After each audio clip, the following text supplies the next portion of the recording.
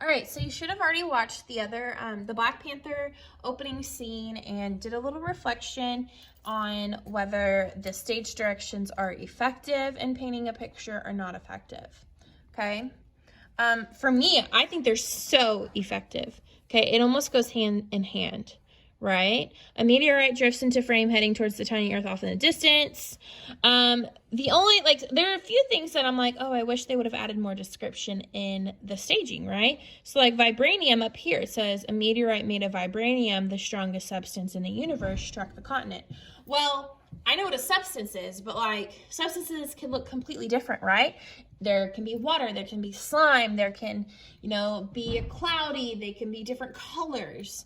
So for me, I would almost want a different description here because in my mind, I pictured something like silver and hard, like this giant silver meteorite, like that was like just molten silver liquid in it. That is what I pictured.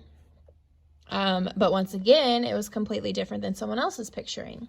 So the important thing to think about here is that as a writer,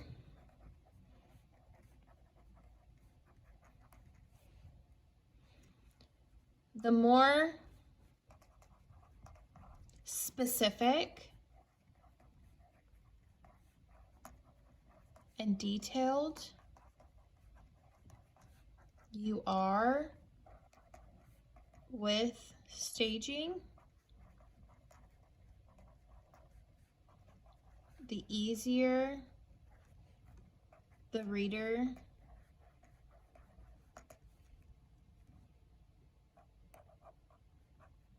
will be in creating mental pictures.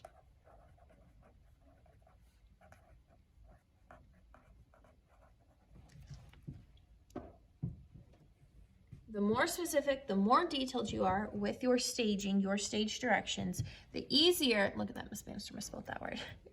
The reader will be in creating those mental pictures, right? For me, this one, I could picture the majority of this, right? But in my mind, I thought of something different for a couple of these things, right? And so if you really want your reader to understand what you are trying to get across, you have to make sure that you are using those descriptive word choices in your staging, okay? That you are specific with it, okay? Next week, we're going to do a couple activities with our book that we have been reading in class, or during your reading time, I'm sorry, and looking at it as a reader and then looking at it as a writer and turning it into a script form. So please make sure that you have a book, but it's also important for you to start thinking about, like, you have to make sure that you're descriptive and specific with it, okay?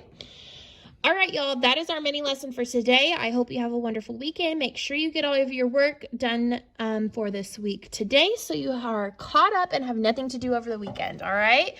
Enjoy your weekend. Remember, today's the first day of the rest of your life, so go out and live it.